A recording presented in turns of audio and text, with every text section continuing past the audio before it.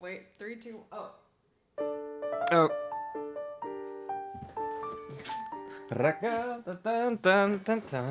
We need James's percussion. There we go. There it is. Hello and welcome to another Bad Batch stream. A Bad Batch stream. Today we're talking about season 3, episode 8.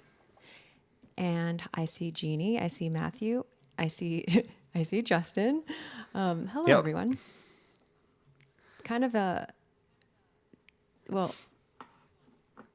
is there a lot to, there's something interesting about this episode. There are a number of interesting things about this episode. I had the same thought until I rewatched it, and I went, "Oh, okay, yes, okay." There's some things that stuck out to me that were fun to really kind of dig into, but it didn't feel like. It felt like a little return to here's the thing in between the thing. You know what I mean? Like it wasn't quite a filler episode, but it was just advanced it just enough. You know what I mean? Yeah, it brought Fennec back into the fold. Hey, K-pop Right. times. And I think this was the standout. The diegetic music was the standout of the episode musically, I think. Yep. Yeah, Yes, it was. the score didn't have very much new, and in fact, there was. We're gonna have to talk about Fennec, but I was gonna say there's some very old, and there There's is some there's some old, and then there's some changed, different. oh, interesting. I think Okay. kind of a thing, or maybe that's kind of what I'm feeling for. Well, let's dive into Fennec for a second, because Yeah, I feel okay. like one of the big things about this episode, one of the big things, the big thing about this episode is that we bring Fennec back, right? And when Fennec first appeared in Bad Batch, that was episode 4 of season 1, right? And that was the only time. So it's been a while since we've seen them, and they had this cool. We had a whole discussion on this violin theme. Do you happen to have it I do at the happen ready, to have Xanthi? it. I do, and so there was so Fennec has like two. Okay, in episode 4, season 1, Fennec had 2 bits of music associated with her. One of them was more of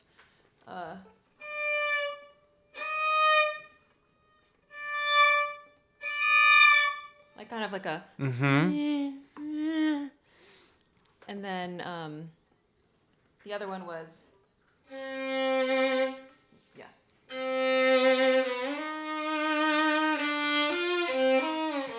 Sorry, I'm messing it up. Here, okay, start No, over. it's okay. Pretend like you didn't hear that. Okay. Sorry, I'm reading my notation. It's very messy. Okay, try again.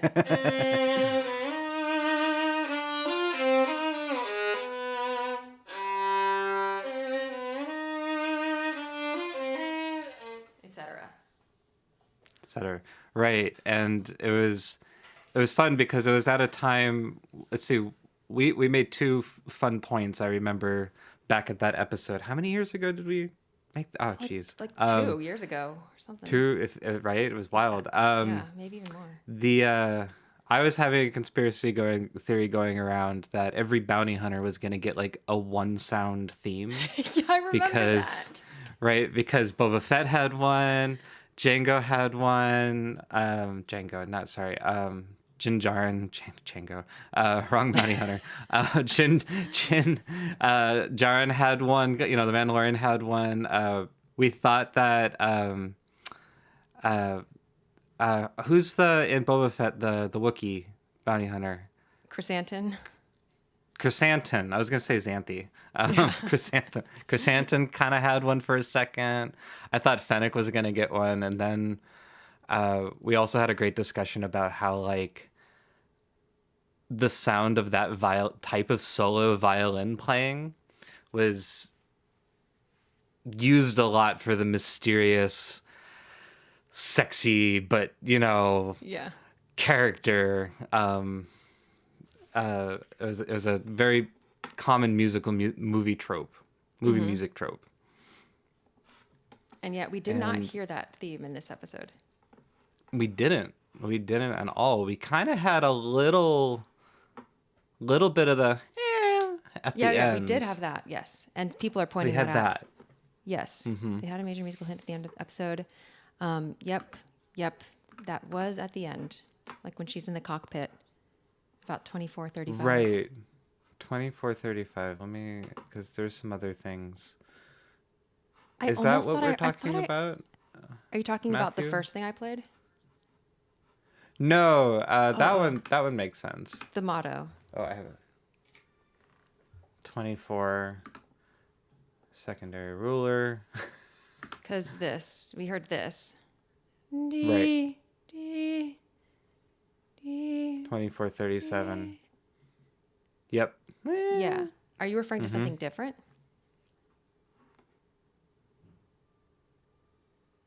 Okay. Just to clarify, people in the chat, you're referring to that, right? Or is it something else?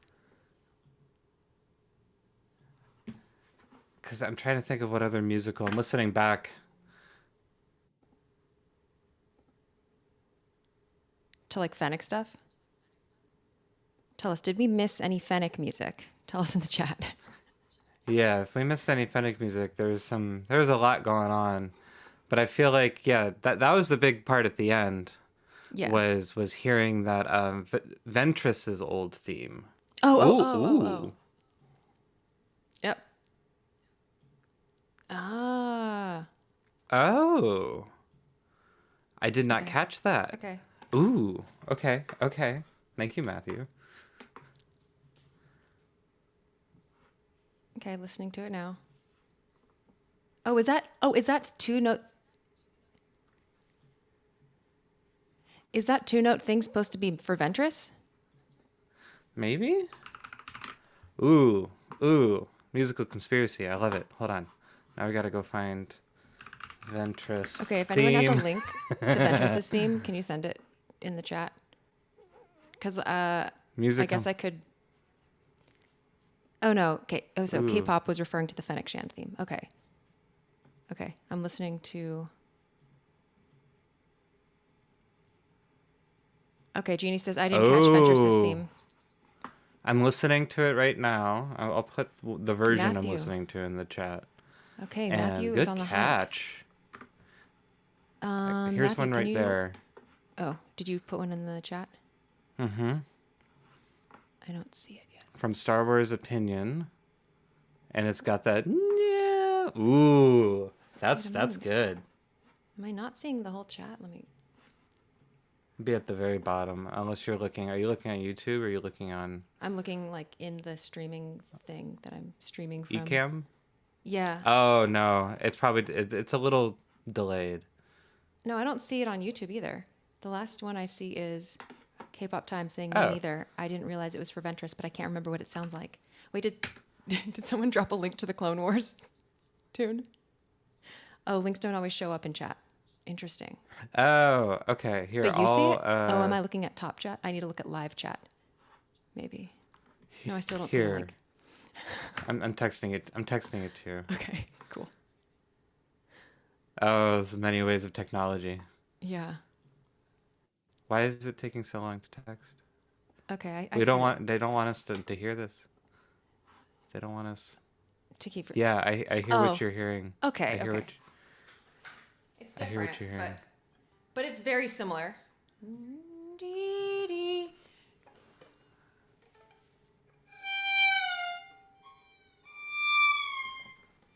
It's not the same, but it's very similar, is the thing. Could we? Yeah, it has a very similar thing. I mean, I like musical hints and rabbit holes. I could see it. I could see it. So okay, let's talk similarities and difference. Okay. Okay. Ventress. It goes. We're going G to F. An obvious whole step. Uh-huh. And then we go D to. So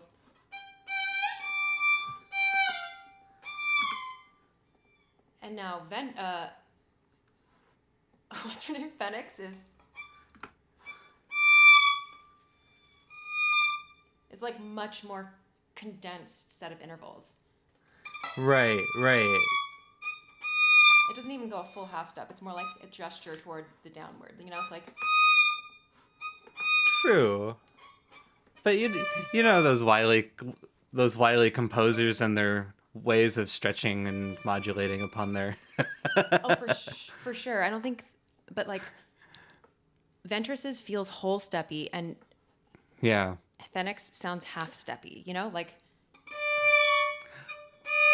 Right. Versus... But the similarity is very obvious, like in the fact that it is a glissando down. Like, and I that's what I'm saying though. Like, I wouldn't be surprised if that was a musical reference to something coming. You never know. That's what's fun.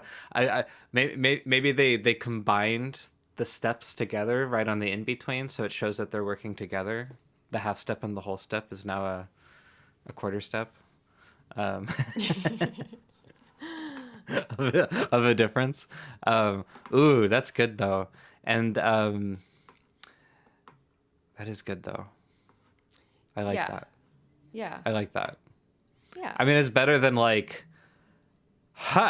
just like showing up and we find out Boba Fett's gonna be there later. That would be obvious at that point. Or we hear the Mandalorian flute. That's wild. Ooh, okay. We'll keep an eye out for that one then.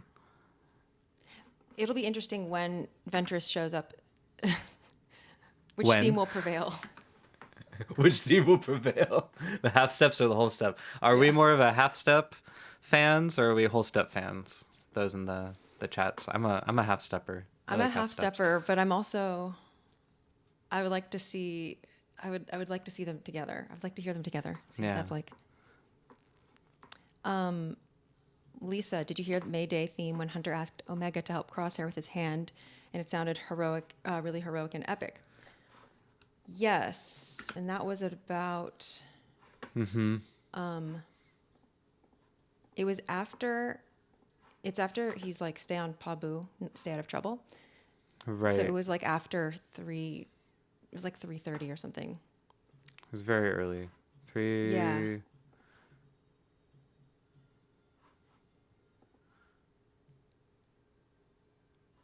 Maybe you're a little earlier than that. Yes, yeah, it's more like 3:18. Yeah. Da, da, da.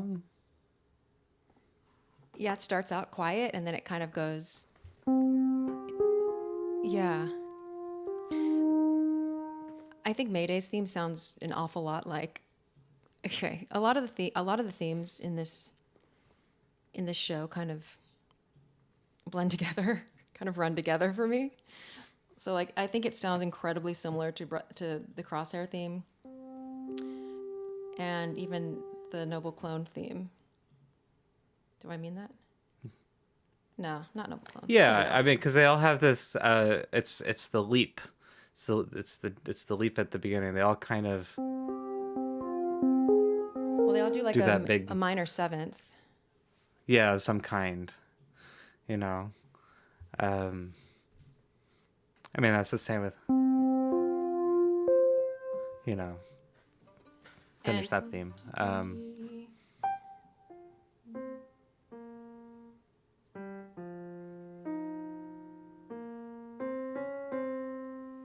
So that was now compare it to Crosshair.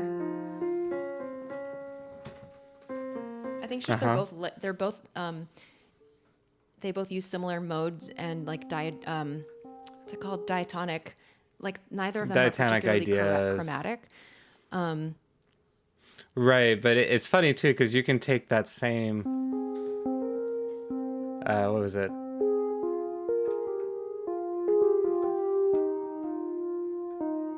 Right, a lot of Star Wars themes do that exact thing, which is fun. Musically you can do a lot with it, which is great. But it's the leap. I would argue. Yeah. They all kind of do this leap at the beginning. Yeah, Genie. It kind of sounds like a mirror of Crosshair's theme.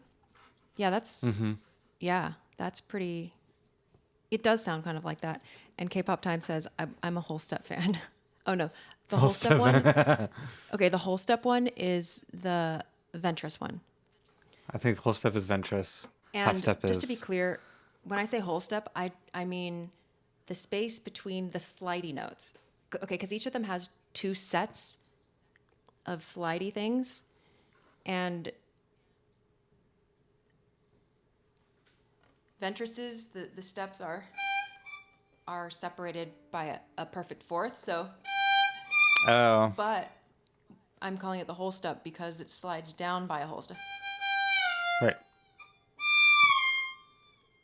And then Phoenix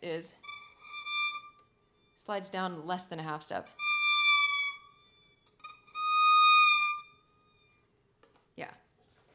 Right. And for those looking at a keyboard, it's the difference between two keys that are directly next to each other or two keys that are separated by one other key chromatically. So like half step would be versus a whole step. Yes, that's yeah. But D to C Xanthi's versus sliding D to C sharp. sliding in there, so they're doing oops. Slide of a half step to slide of a whole step.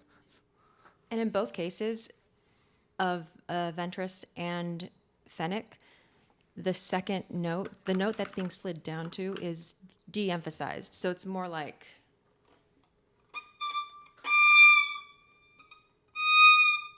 it's not like, and it's not, it's more like,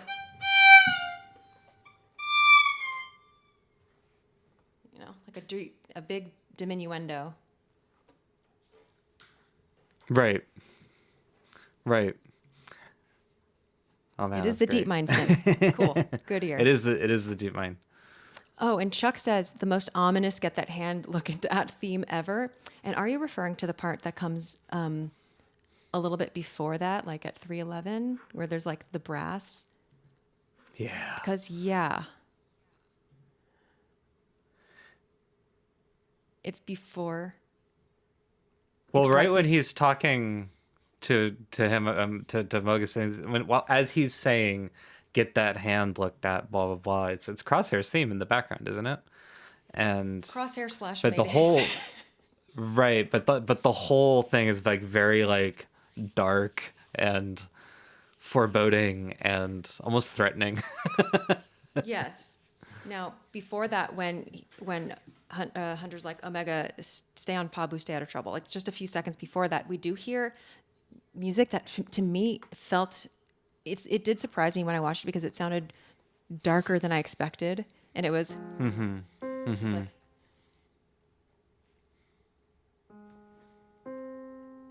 okay.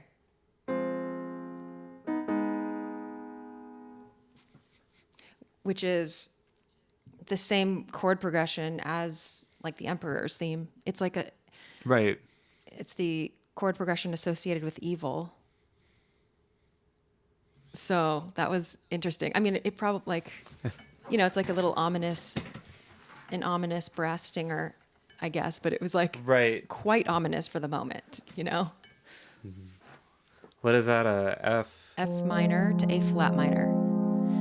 Ew. Yeah, and planing, so all the notes move by the same interval. The same space Ooh. between the notes is preserved. Because you're going from a C on the top, and then when you switch to the A flat minor, the C goes to a C flat, which feels really out of sync. Like you would normally, it would make more sense diatonically speaking to go, or like, I don't know,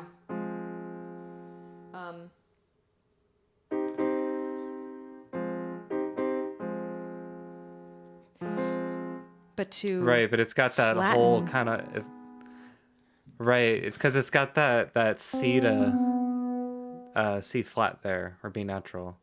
It makes it sound like it resolves, like it's a right just up on top. Yeah. We hear that, so it works in that weird way. I'm gonna turn on a light. Sorry, I'm starting to. But yeah, it works because of that half step. Mm-hmm. You hear me in the distance. Ugh, there I am. Yeah, I'm looking at various other places. Where A New Hope stormtrooper. Yeah. Yeah, it does sound very... I see that. Mm-hmm. There's Totally. another spot that this happens. It's when they meet Fennec in the bar and they're talking to Fennec. There's a moment that sounds like very Imperial, this kind of a thing. Let me find the timestamp for it. It's at 6:41, I believe. When she's like, "You're good at ordnance," or something like that. Right? Like. Yep. Yep. Yeah.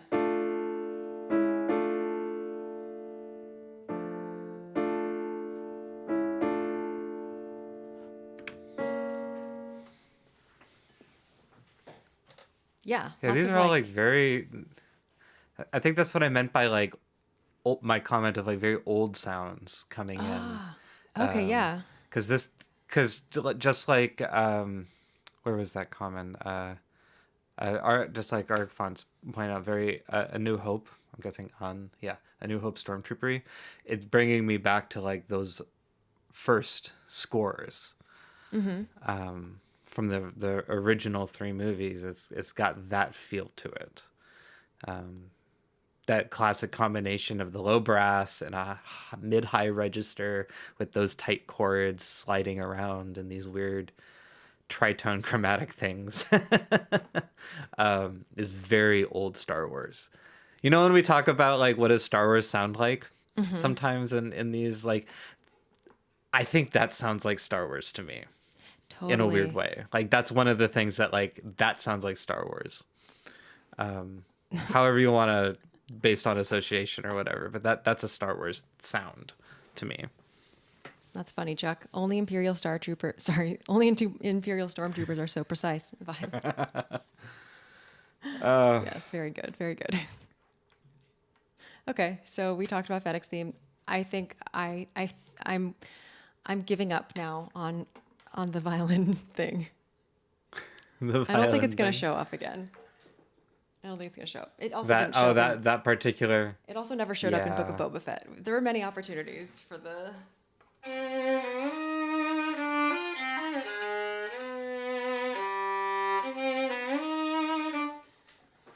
don't think we're going to hear it again. Kiner friends. Hey, Kiner friends. If you listen to us, we would love to hear that theme again. Bring it back. It was great. That's so funny. Was the other one in Book of Boba Fett? No, because that was I actually don't. That wasn't. Maybe not. No, because that wasn't the Kiners at all. That was right. And it wasn't Ludwig Göransson, because there was that. Right. It was Joseph Shirley. It was Joseph Shirley. That's who it was. Mm-hmm. Mm-hmm. Right. Yeah. Who also did Ahsoka, right? No. Sorry, not Ahsoka. What was the other show? No. He also did something else recently, I feel. Did he? Maybe I'm just thinking of Book of Boba Fett. Oh, Mandalorian. Mandalorian season 3. Oh, he did Mandalorian. Oh, that's right, because Ludwig is busy. Yeah.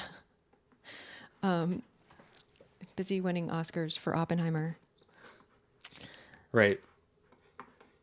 Anyway. Gotta hand hand that one to him, though. That was a great score. Oppenheimer is my favorite work of Ludwig's, for sure, by far. Yeah, definitely. I would agree with that.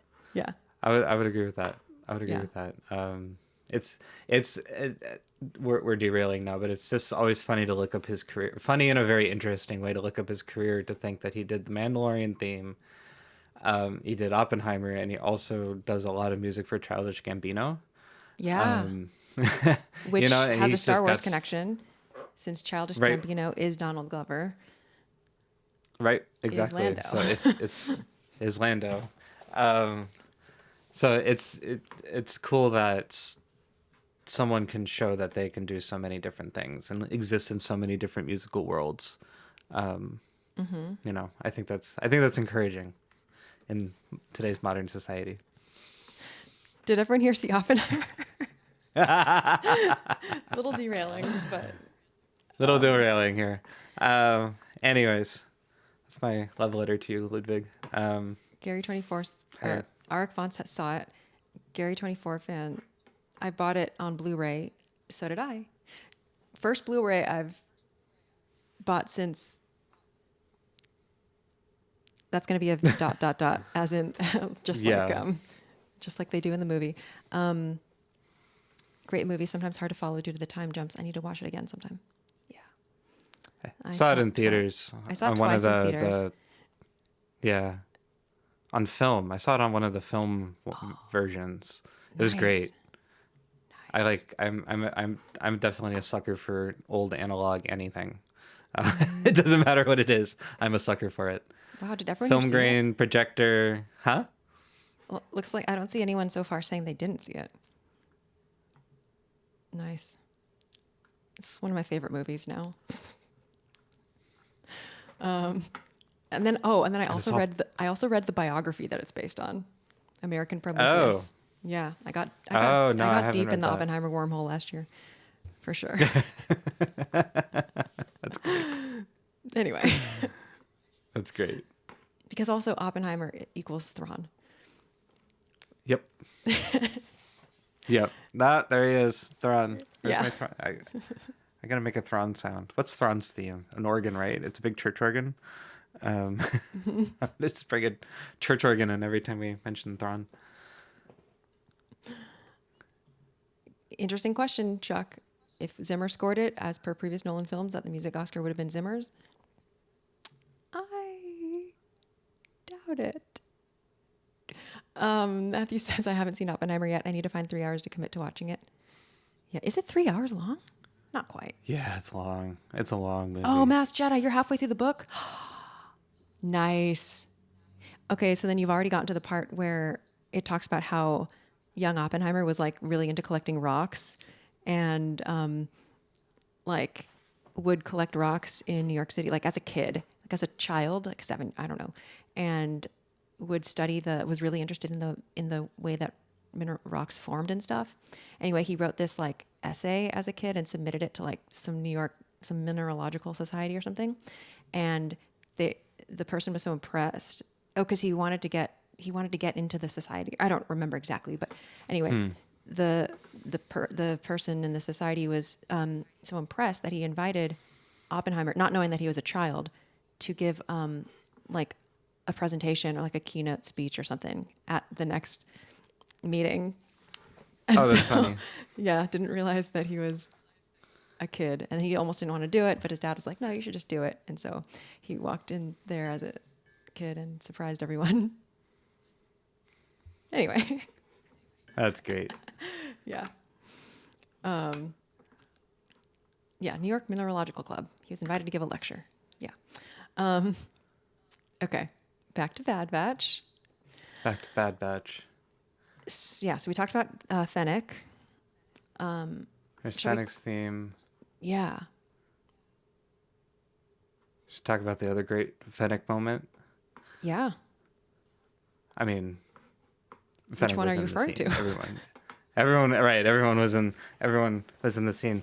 Well, I'm working backwards towards like Toward the diegetic music. towards the diegetic music, because not a whole lot. There was some cool sound design I thought with the assassin. I forget the assassin's name now. That they were after, like the praying Sylar. mantis thing. Yeah. Sylar. That had some like very hissy, screechy hissy kind of a vibe going on to that sound design, the voice design, vocal design at that point, creature design. Anybody else have the problem where like their TVs turn like really dark on dark? I couldn't, like, every time I watched this scene, no matter where I watched it, I couldn't like see what was happening. Everything was so dark. I got to figure that out with my TV. So it was hard to like kind of see what was happening without messing with like the color images, but hearing everything was very hissy. Yeah, I don't really remember if I had that issue on my TV. But yes, it was dark. And also it was the kind of action where it's like, I don't really follow the whole thing. The usual. Right, you know. The usual problem it, that I have. it just kind of happens. I find it funny that they, and I know this is just for plot fun, but like that they have a ship and they need a boat to get to the place. So they got to land the ship and then rent a boat so that they can hover boat, not even be in the water, hover boat over the swamp. I get it. It was an act of surprise, but it was that's just me being funny about Star Wars vehicles as always. And then alligators, we got some creature design. Right. Dog alligators. Dog alligators, barking alligators, which was fun. Let me see. Yeah, I don't know if we've seen those before. And I don't know what to make of them. I'm listening right now. The music is pretty standard action music for me. Yep. There was like a little thing. They went to Space Louisiana. Because the alligators. Right. Yeah, I was going to say the swamp. They're in a swamp. There was like kind of a thing. When they start traveling along the river around 10:45, there is like the Bad Batch theme, but with a certain flair. I don't know how to describe it. Like, I missed that. Oh yeah, I'm listening. 10:45. Actually, it's more like 9:05. Actually. Oh. It's before they travel along the river. But the theme is stretched out. So, and it's over a violin ostinato with also some like kind of like I don't know, Middle Eastern sounding. I don't know if it's like the rhythm of it or the percussion of it. It almost like kind of it's like the kind of music. Yeah, it's the kind of music that you expect when you're like the characters are walking through like a village, or like there's like a bazaar out or something, and then the violins are like.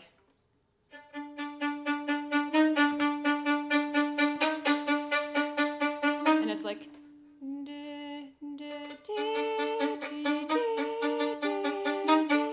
something like that. Right. So the theme's really stretched out, so it's easy to miss there. Right, and forgive me, James, but from my percussion analysis on these sounds, it sounds like, okay, here are my awesome drumsticks, my pens, my drum being my desk. It's a lot of that kind of like not hitting a drum, but like rims. It sounds like of a hollow body, and sticks. And there's definitely a clave up there. There's a clave that's just going ting ting ting ting ting ting ting ting ting. Hold on, I got one. I have one of those. Hold on. I have claves. Nice. I can hear them already.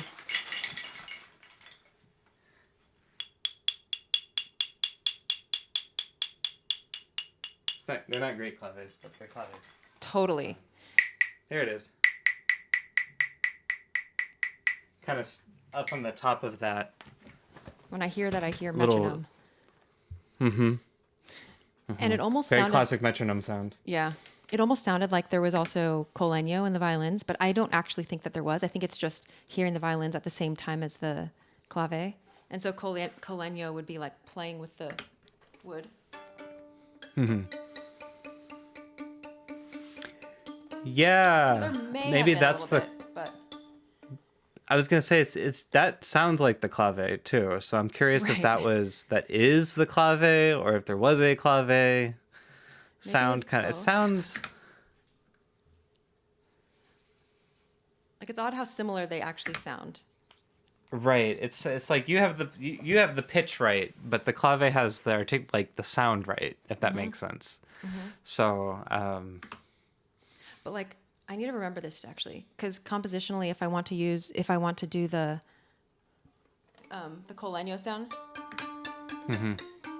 but it's not convenient to do the passage like colenio works best on the G string, because like right. it's like weaker at the top. It's good on the G string. And for those that are just listening and not watching Xanthe's awesome demonstration, they're using the back of the bow, the wooden part of the violin bow, to Yes. tap the strings, of the violin. Instead of drawing with the hair, flipping it over literally.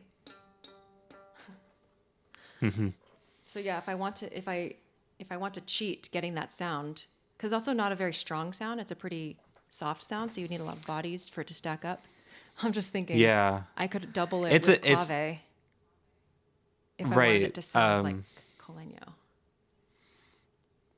Yeah, that's also another. Now that we're talking about the technique, that's also in a lot of horror music, a lot of horror scores, and it's like they'll get orchestras to all cluster do this to create like spidery sounds. Usually, it's like usually for like spiders or webs or things that like I want to say prickly kind of a sound. Don't they use it also in Symphonie Fantastique and the last movement for the Witch's Dance? I swear it's in that too. Like colenio? Yeah, that technique specifically. It's either that or it's another kind of like super high atonal-ish kind of. Yeah, there is colenio in there. Yeah. Okay. Yeah. It's a great piece of classical music for those that don't know that one. And then a more, actually, both of Symphonie Fantastique, but also Mars. Mars, the planets. Yeah. It's more of a Star Wars connection there.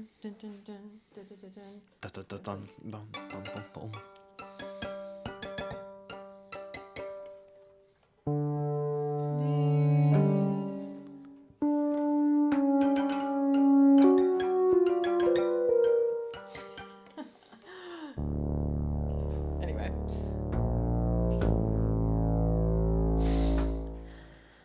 I should do a synthesizer cover album of the planets. That would be great. atrocious. Like kind of switched on Bach style. Yeah, switched on Bach, but for the planets. Ooh, that'd be awesome. I could do that. That'd be funny. Yeah. Attack of the Clones had that prickly percussion sound for Anakin sneaking up on the camp to rescue his mom. Yeah. Yep. Sandy, prickly. Not like, yeah, not quite sneaky, but yeah, it makes sense with the Tusken Raiders, right? Mm-hmm. Kind of that weird vibe to it. If you listen to Mayday and Crosshair theme, the music notes sound like the themes from John Williams' Indiana Jones and Schindler's List. It's the leap of faith.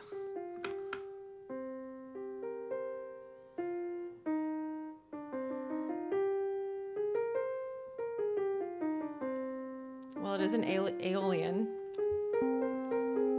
a natural minor. Which Indiana Jones theme are we thinking? Are we thinking like the love theme? Probably not. Right? That's a completely different mode. Yeah, let us know. Oh, Justin. Yes. Two things. There were more heartbeats in this episode. There were more heartbeats. Around 1820. Yep. So we still have that every episode. So far, we're all about these heartbeats, yo. Mm-hmm.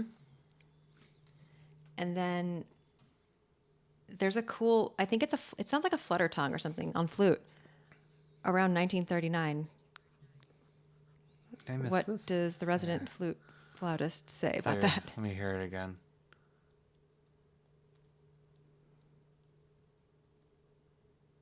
Like maybe in 1935. Oh, I hear it. Hold on. Yeah, it's a. It's like Yeah. Yeah.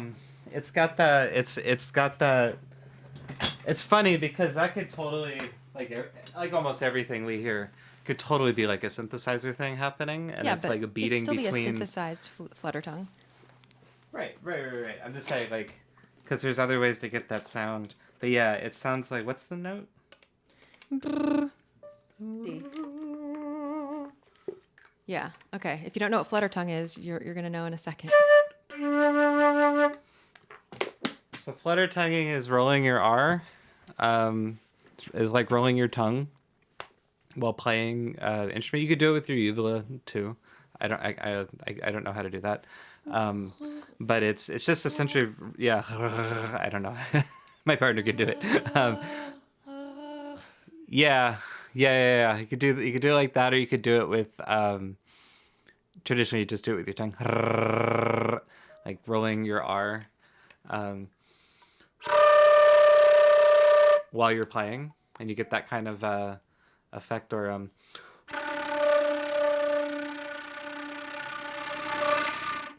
kind of sounds like what they were doing for it, right? It's like It big kinda does. reverb, very airy. You hear that a lot too in like deserty, foresty, those kinds of flute air chuggedy chuckada sounds. But especially like Actually, do it on D sharp, E flat. Yeah, the low one. Yeah, it's such a cool sound. yeah, it's hard to do the low register because the air has to travel on a flute from where you blow into it to the bottom and back to actually make the sound, and that happens really fast. But that's when you do such a low note, it has to literally go all the way down to the bottom, all the way back up. And if I'm going, brrr, it doesn't have enough time. So it's a.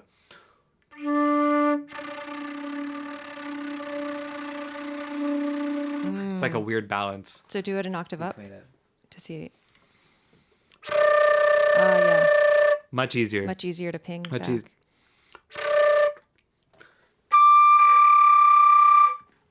Yeah, and it was. Yeah, I think the middle range is a sweet spot in terms of the ease of production and also how audible it is.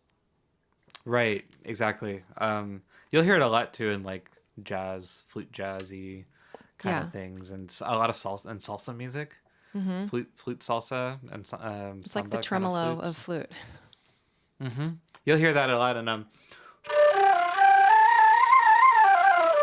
Jethro Tull. That sounds really Tull, cool. He'll do it a lot. Yeah, it's our version of tremolo. Chuck says Morricone's The Mission had a lot of that flutter tongue sound. Oh, I don't know that score. I'll have to check that out. And then Lisa says, "What synth is that?" What synthesis is Like the is acoustic flute? that's a that's an acoustic flute. You can do that with a bottle. I don't have any Ooh, bottles. I should try You that. can do that with a bottle.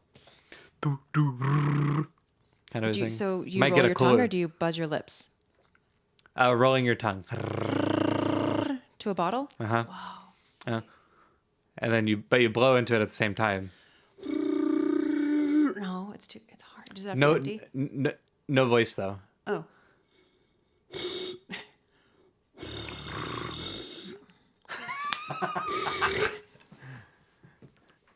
It might have to be a smaller bottle, like a smaller hole. Like bottle top I see. instead of such a wide rim. like like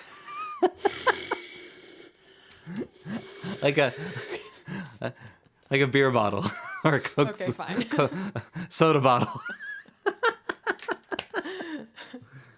That's why this doesn't work on the mug, Oh, okay. because there's not enough. Getting back to Williams, he used the flutter tongue sound in Jurassic Park and Empire of the Sun. A lot in Jurassic Park, definitely.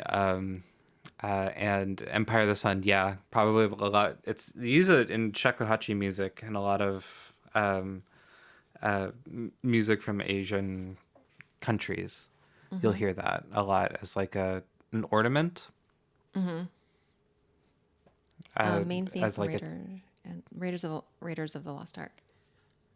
Interesting. bum, bum, bum, ba-dum, I mean, yeah, the thing is, maybe I don't really hear it. However, I feel that one can connect the dots between any two themes in some way. You can find something. Kind of like, you could take any two numbers, which is a game I do like to play. Any two numbers and figure out what they have in common. Like multi-digit numbers. Anyway, I can't think of any John Williams Star Wars usage, though. I can't off the top of my head. Not off the top of my head either. Except for maybe more like atmospheric, except for maybe more horror type of scenes. Yeah, Sonic maybe the Attack of the Clones assassin scene. Like very have sneaky. to check. I'd have to listen. Yeah, I'm not sure. I can't say off the top of my head. But anyway, shall we? Let's see. Let's see if there's any big points before we get to the big point. Yeah, I'm pretty much done with my music notes, except for the diegetic music. So yeah, there wasn't as much that excited me as much as the Fennec stuff and this diegetic music. Yeah. Which is great. Sorry, I got excited. It's fun. So we hear this. I know we all know this. We've gone over this definition so many times, but diegetic music is music or diegetic sound music, whatever you want to call it, is music that is heard by the characters. It is in the world. It is not it's a soundtrack, but it's not, it's a soundtrack that they can actually hear. And so far in Star Wars, like, I would argue 90% of anytime we hear diegetic music, it's in a bar.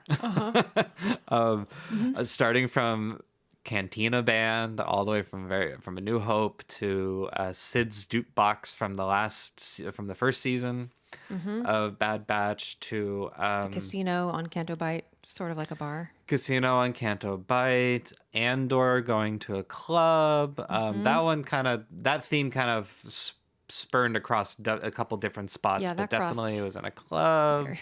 We heard music in season 2 of Mandalorian when he went to a club in the very beginning, and they used what's that cool video wall soundstage thing? The volume? The volume? Yeah, or the soundstage. Sorry, you're not talking about like the big green screen thing, right? No, The big green screen room, or the really cool one that they use. for the Mandalorian. Yeah. The volume. The volume. Yeah, they had that scene in the volume. If you go to Galaxy's Edge, you go to a bar, the Cantina, to hear a DJ. I mean, there's a radio station, but yeah. Where have we not heard diegetic music in a bar? On this, in the last, okay, I guess the potential of Augie's municipal band. Yep. End of Phantom Menace, and then also in The Rise of Skywalker when they go to Pisana, and it's the Aki Aki Festival of the Ancestors. Is Yub Nub? Yub Nub. Yeah, sure. That's diegetic. Yeah. Yub Nub. And then also the Imperial recruitment thing from Solo. Yeah, that's true. And then also, I guess the music in the song in Solo, was that a bar or is that just a yacht club? it was a yacht, but it also was kind of bar It was like. a bar. It was a bar. Yeah. Jabba the Hutt's Sail place. barge. Or palace. Sail barge. Well, Yeah, in the sure. palace. Both of them. It's like there's a There was the times. Clone Wars where there was the one where someone was listening to the radio outside of their ship. Wasn't that Rebels? Was that Rebels or Clone Wars? Rebels. As rebels. Zeb. Zeb. And if we, of course, want to count Visions as Oh, right. unofficial canon, then Starweaver. Okay, Ender just put a link in The my Discord server to a big diegetic list, basically. Diegetic music list. Oh, by Jeremy. That's rad. Yeah.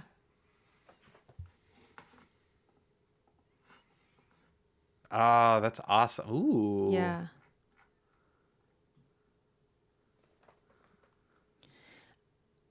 Animated TV, live action video game, theme park. This is, oh, wow. Oh, video game. Okay, so it's like everything everywhere. Gotcha. Everything everywhere. Yeah, so as far as TV shows and movies, I think the bar is still the most common. Yeah. Ooh, this is so cool. I'm gonna have to dive way deep into that list. Thank you. Yeah, thank you. Thank you. Disney also put out an album for Galactic Star Cruiser. They have a lounge singer, Gaia, that makes up half the album and the rest is background music for what sounds like a bar. I have not listened to that, but I haven't either. I'm actually kind of curious. I'm pretty curious. I will have to listen to that. By the way, Lisa said, and I mean the synth you used at 9:38 when you said that you should do a synthesizer cover of the planets. That's still the same. That's DeepMind. I'm playing a lot of DeepMind today. I'm gonna bring in some other stuff in a bit, but this is all the DeepMind. I just went down. If you go down octaves on synths, blattier, buzzier sounds start to emerge, especially if you have a filter on, like what I have on mine. So lower sounds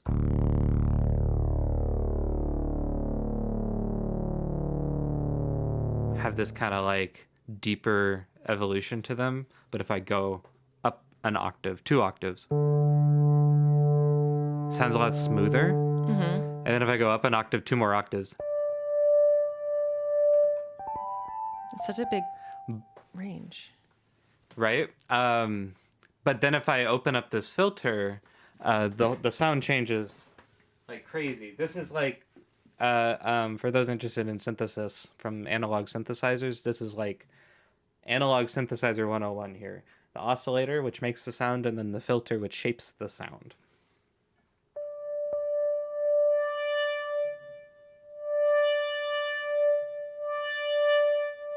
So that's me opening up the filter, and if I go back down to those buzzy tones,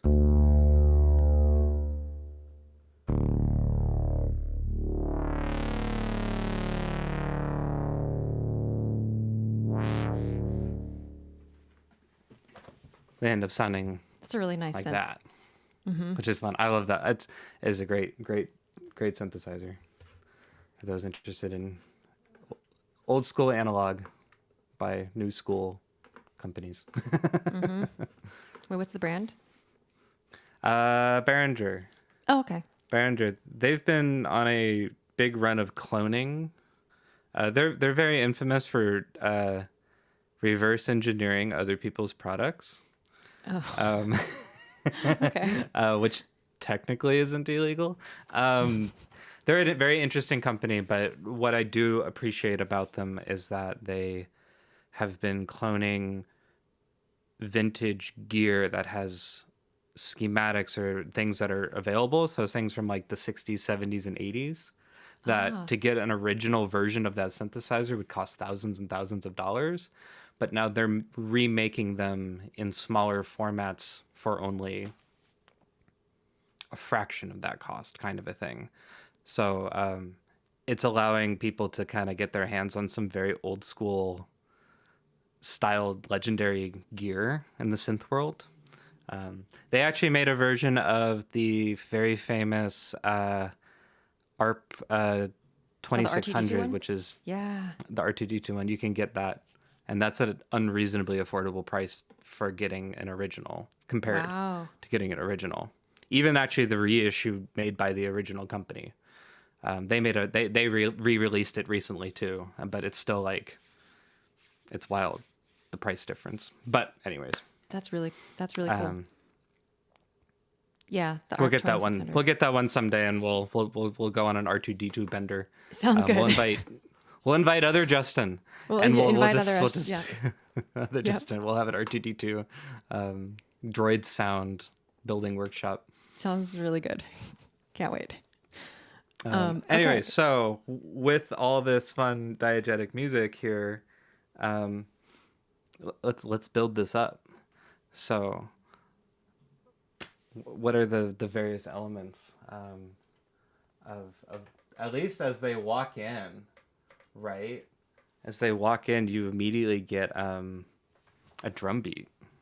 It actually starts, if you're like, when I was breaking this down to build it up, you actually hear the drum beat musically in the score before the door opens. Oh, interesting. Okay, let me go back and listen. At least listening to it, right? It appears very the kick drum underneath. You're right. And then it becomes diegetic. So we start with let's see. Oh, here. Definitely. Let's see here. I need, because the door opens at like 4:10, but we start hearing it at like 4:04. So first we get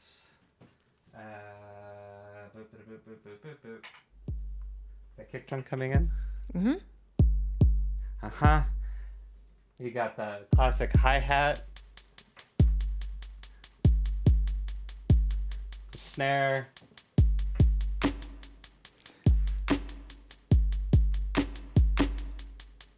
and then you have the NSYNC kind of boy bandy, bam bam,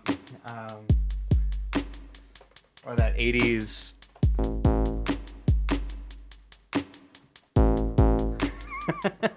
This is so good. That's coming from the Micro Freak, and then they got these descending chords, which I've got on the deep mines. Well, descending line.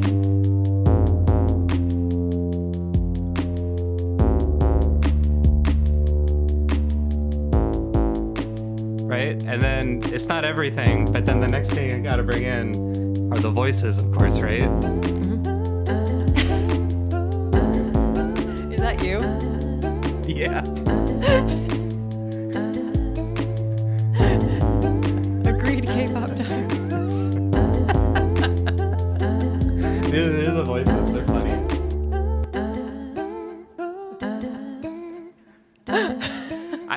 I know there's more going on in the actual score, but this is as close as I could get. That's me, quite literally. I have a sampler over here called a Polyan tracker. It's a very nerdy, very nerdy old school sampler, styled sampler, and I literally just went, huh? Right? and you pitched it up. You actually have, and then you have to like type it in to the thing so that it'll go like old school. Wow. Here's my sample, and I can just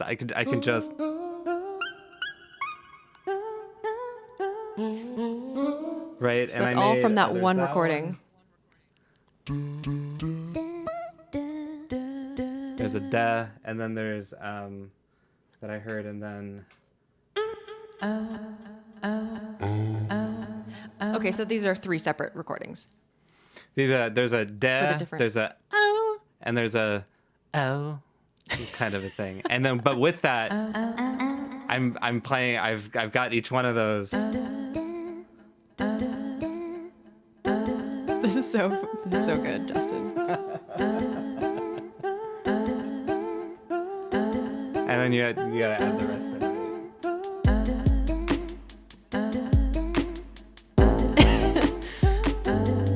Love you, Justin, for apologizing about not doing more. Oh my gosh. This is about as far as I got with that one. And then it actually goes into a couple different beats. And as the conversation is going on, it phases a little bit back towards this, but then like immediately as they start talking, it gets into like a more of a doom cha doom cha doom cha doom cha kind of a thing. It gets a little breakdown. Yeah. Do you perceive it as the same song? I do.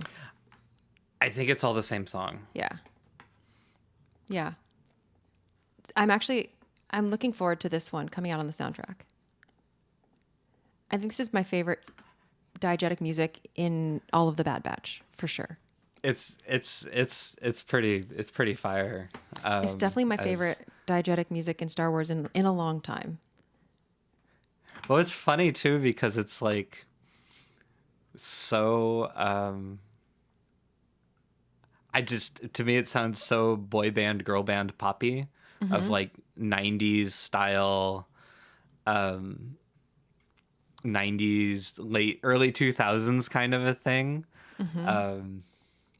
And then to have this like be the Fennec Chan theme, not theme but a moment. Yeah. It's just badass babe doing, you know, shady things, and you got this epic amazing beat in the background going. It's great. God, where Please excuse was the it? Oh, it's over crudity here. of this model. I didn't have time to build it to scale or paint it. Is that Back to the Apologies Future?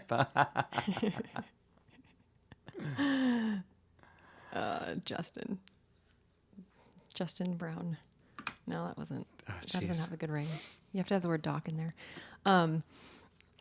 Yeah, and then it kind of mutes that theme happens, and then it kind of mutes, and we get a lot of just really the kick drum.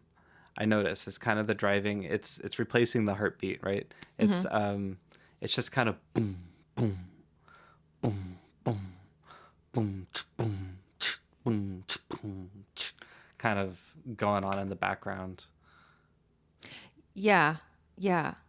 K-pop times, exactly. Like, I wanted diegetic music of a different genre, just like something different. And I wrote in my notes, actually different diegetic music. And it made me really happy to hear. I needed this. I needed it. And I got it. Yeah. It's fun too because I love because we get to nerd out about editing too on this show, and like being music editors of varying degrees ourselves, and how to mix these things. It's just always because the human mind, the human ear can only concentrate on so many things. There's some brilliant studies and videos that you can watch on this. My favorite are watching sound designers basically say there's so much chaos in this scene, but I'm using 4 sounds at a time kind of a thing, because you won't perceive it doesn't matter. You won't miss them. You won't realize that you miss them until you like really pay attention and be like, why doesn't the helicopter sound like it's, you know, or like, what do you mean? Like the metal thing didn't sound like metal, but that's because you're not supposed to be looking there. Anyways, so it's just funny that they walk into the bar. So here's the job of the editor and the mixer here. They walk into the bar and this music is blasting, right? It's like clearly we can pick it out. Not enough for us to not hear the conversation of the characters, of course, but just enough so that when they start talking to Fennec and they're having that conversation with the Greedo species. Rhodian? I'm so bad. Yeah, the Rhodian. Rhodian. Yeah, I know. The Rhodian species. The music dies down a little, and it gets a little bit more muffled. Like they put what's called a low pass filter on everything, and then also the diegetic music itself gets less complicated, which is fun. And then, which is what you were referring to before when you said some elements were stripped away. Right, the elements start getting stripped away, and they kind of peak back in moments. But then, as the conversation keeps going, that music gets less and less and less, and they start to slip in the overscore. Yeah, the non-diegetic. The non-diegetic score, and that music is almost completely gone. But if we were in world, having this conversation in world, that music would not have changed volume. Right, but I wish it would when I was in a conversation. Right. Yeah, right. We could just turn down our personal booth, all the music. Yeah, so that's just a funny way of scoring that scene, knowing that you're going to have this conversation over it, and you just created this banger beat, and then you have to like strip it away but still make it work because if it's a diegetic music, you have to go into the idea that this is a fully completed song within this world. No matter what sound design is going to do to it, it is a completed tune. So you could write an entire completed tune just to have it be played out of a radio muffled, you know what I mean, like in the scene kind of a thing, but it's the song that, anyways. We talked about this, I think, in the first few episodes, and it was like Arik Fonts that brought up the like subjective sound mixing, and this is another example of that. I mean, it's not purely mixing, but like still the way that different elements of the environment or the score are turned up or down depending on where we're supposed to have our attention. So yeah, and I guess it does sort of mimic what ideally happens in your brain when you are entering a conversation. Like, even though the music wouldn't turn down, look, I'm probably not a good person to give this assessment because I tend to just keep hearing the music incessantly. But I have heard that people, when they're focusing on conversation, do naturally start to tune out other stuff. So to them, they might actually be hearing the music. They might be hearing the music less. Maybe. Because now they have something else that they're focusing on. Yeah, I can't do that either, Xanthi. Yeah. I hear music and my mind just like, oh yeah. Yeah. And then I turn out the conversation in front of me and I go to the music. And then regarding the low pass filter that's on the music while they're having the conversation, that would be the same sort of filter that would be used when they're like outside of the door. Yeah, exactly. The same idea. We cut away all of the high frequencies of a sound and just let the low frequencies through. So like go ahead. Oh yeah, because so like when people are like when anyone is like approaching a thing with music inside, you're gonna feel and hear the like bass and the drums before you hear like other instruments and voice and stuff. And that's just because of the way sound travels. Right. Lower frequencies travel farther and are stronger through things, despite higher frequencies traveling faster. They decay. They decay much quicker, kind of a thing. So, for example, I'll mute everything but the drum beat because I think I can only do this easily on the drum beat. So if the drum beat's playing full, all frequencies, you'll hear it normal, and then I'm going to sweep a low-pass filter over the entire thing. So eventually you'll just kind of hear the rumble of the kick.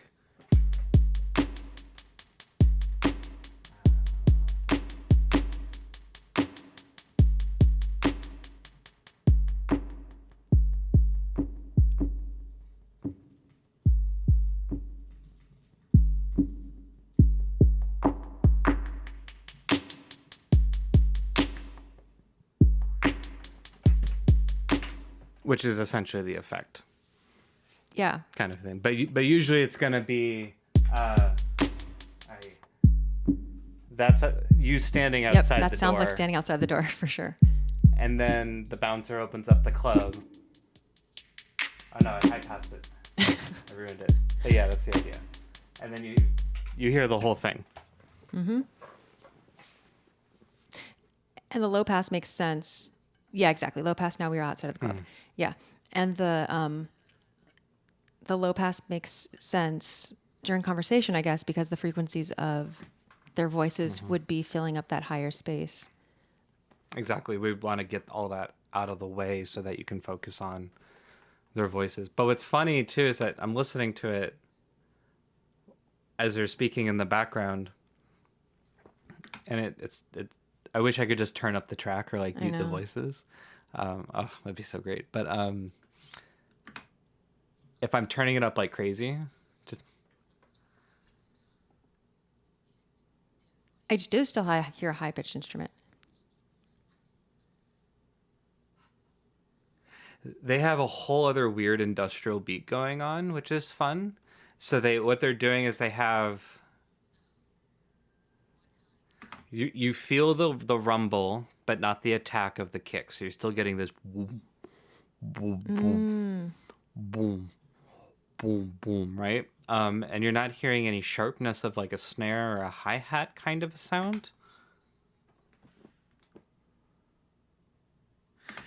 Actually, that's a lie. You kind of are, but what they're doing is that they put everything in such an intense like reverb sound. Like they put everything in a reverb and then just took out the dry mix, the regular mix, and just had this like almost like tile bathroom sound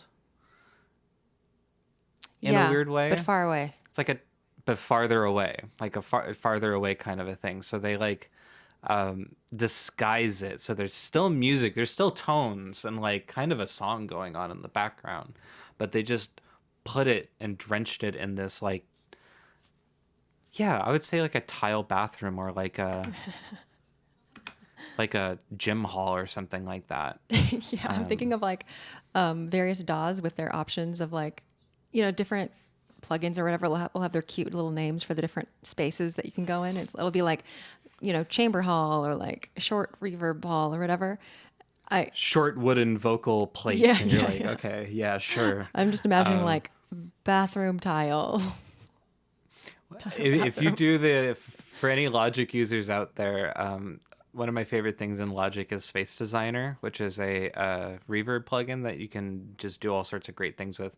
And if you download their free bundle of pre-made reverbs that they did, they've got these great large indoor space ones. And I think one of them used to be, I don't know if they still have it, but one used to just be Taj Mahal. And it makes you can go to spaces. Did they? And they can. Yeah. Yeah, they're called impulse responses, and so you can go to a space and record the impulse response of a room, quite literally by like popping a balloon in the middle that you put mics everywhere, then you pop a balloon, and then you record that, analyze it, and you can recreate the sound of that room, reverberation of that room is what the idea is. It's pretty wild. It's pretty cool. So then Logic, you can plug those in, and I'm in Grand Central Station, Los Angeles. You know what I mean? It's if it exists, you can put it in there. It's cool. That almost gives me a Liquid Smoke vibe. Yeah. It's like it's not real, but it is. Yeah, well, like I only learned this. Or at least maybe I never knew it. Maybe I just forgot. But Ender told me last week that Liquid Smoke is just like, it's like actual just smoke captured. Like from something actually burning, like wood actually burning, which I think sounds like it's fake, but it's real. And you can add it to food. Oh. Yeah. Yes, Yeah. yes. Yeah, you can like buy it at Vaughn's or Ralph's or something. Okay, Chuck says mute the center channel of the 5.1 mix to isolate it from the dialogue. Do you need? Yeah, how do you do that? I don't have my. I don't have my 5. I don't have 5.1 set up, but I should. Yeah, I don't have 5.1 set up, so I don't think I can do that. Can you do that on your computer? 5.1. Or do you need separate speakers? You would need an output of something that can carry up to 6 audio signals. So like HDMI could do that. Okay. So if you went HDMI out of your computer with the sound into a receiver that then broke that out, yes. Or optical. I think optical you can do. Okay. But that's not standard on a Mac. You would need a interface. Right. Okay. My Denon AVR has a center channel level control. Oh. It sounds fancy. Sounds fancy. What plugins do you use? Lisa asks. I'm using no plugins at the moment that I'm using right now, but I use mostly the Logic. I've gotten pretty good at using the basic Logic plugins to their full potential, and then kind of supplement with a couple other special kind of random fun tape saturation emulators or amp modeler kind of random things. But I try to be very analog as I can. So if it's a plugin, it's probably a piece of gear or a guitar pedal or something built in. Like the DeepMind, if we're talking about the DeepMind, has a bunch of effects and plugins built into it that you can kind of stack and get things going. But I think the Echo that I was using is this Lexicon Reflex over here, which is like a rack mount thing. Anyways. Going back to the diegetic music in this episode, do you think, and this is kind of prediction territory, that when we get the track on the official soundtrack, what do you think that middle section, do you think that middle section, or do you think the section where it turns into the very wet, like reverb heavy thing, do you think it will sound like that but louder, or do you think it'll be more like the original mix? I'm hoping it's the former. I would love to hear it go into that kind of other genre, that other style a little bit. It's right, because it's like, I feel like it would be the original because there's still things going on. It just is drenched in this reverb. So I feel like, and I would hope to as well, that if they release this on a soundtrack, they wouldn't have the reverb. Because it clearly sounds like in the distance in another room kind of a thing. So it sounds less like the music is changing and more like the way that they're hearing the music is changing. Right. Okay. Right. I think the music would be staying the same. Okay. But our perception of it and their perception of it has changed. Got it. That sounds probably more plausible, but I think the other one would be really cool too. Yeah. There's a little bit of, that is a new genre request for me now. To hear a super wet. I mean, I guess trip hoppy, which I guess Chicken in the Pot is sort of trip hoppy, but it also has but it also has a lot of forward vocal presence. So I'm curious to hear one with also everything pretty washed out. Including I'd like to hear kick drums and stuff. I'd like to hear some rock again. I'd like to hear some some shoegaze, just punk. What is Star Wars underground punk rock? What is the underground scene? I would like to hear punk rock or any kind of rock, but performed live. Yeah, homemade instruments, or let's see it. Yeah, see it kind of. Though I don't know if Starwaver can be topped. Right, Starwaver was just too great, too good. There is some diegetic music in Visions too, but we haven't talked about that. I know. We have to decide as a group if we're going to do Acolyte, because that's starting so soon. Actually, I know. Yeah. We have to decide if we're going to do it. We got to talk about Acolyte, or as long as you know my request, as long as we do Visions 2 at some point. Right. Because we had so much fun with Visions 1, and this one was great. Chuck says, "Isn't it normal for OSTs to provide the original being before it is processed for the room/story?" Yes, Chuck. Yeah. I guess my question was more since we don't know what the original so this is our first time hearing it. So theoretically, we don't know for a fact that also the song does change it within the song. I don't think that's what's happening, but. Right. And it's always awkward too when you hear the original and you're like, I don't remember any of this. And then you find out that they used 30 seconds of it. There's a whole extra part to the song that they just cut out. Which is funny. At least it's not the revert. The reverse of that happened to the Friends theme song, where they wrote a 30-second thing and it became so popular that they turned it into the entire song. Oh, really? I'm pretty sure that's how that went. Didn't the person who wrote that go to Cal Arts? Yeah, we were all in the. Well, I was in Composers Forum. Michael Skloff Oh, is cool. his name. Yeah, I was in Composers Forum with him. I never met him. I just heard people go, do you know that the guy who wrote the Friends theme song is a student now? Right. Like his And his he son told us was a student or something, and he was like, that looks fun. I'm gonna go to Cal Arts too. Right, I'm gonna go, which is great. Yeah, he told us the story of how like you write a 30-second thing for a theme song, and then next thing you know, you're getting a call saying, "Can you finish it?" And you're like, "What do you mean? Can I finish it?" that was the whole concept. that was the tune, And then having to like stretch it out and then bid different bands to play it. I think it was originally intended for REM to sing it, and then oh really? And I think it went to the Rembrandts. Oh, a different group. Okay. Mm-hmm. Okay. Interesting. And everything.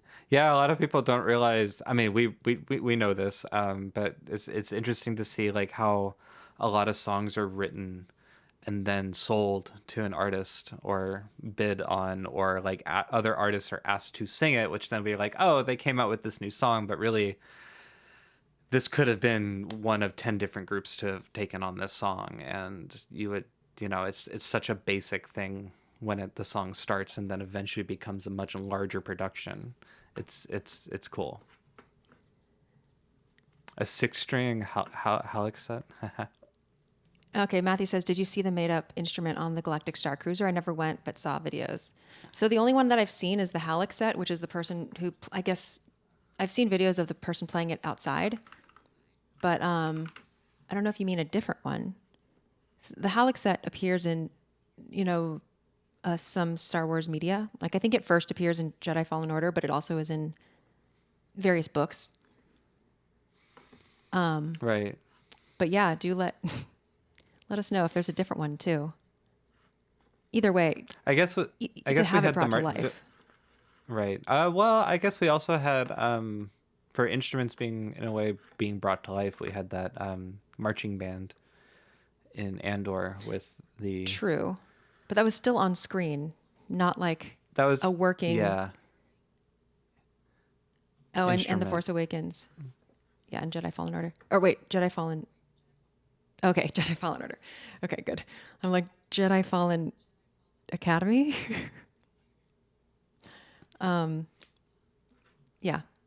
Anyway, that's about all I have for this episode. That's about it. That's all about I had for this one. It was really that diegetic music and the return of Fennec. Return of Fennec and Fennec's kind of music. Yep.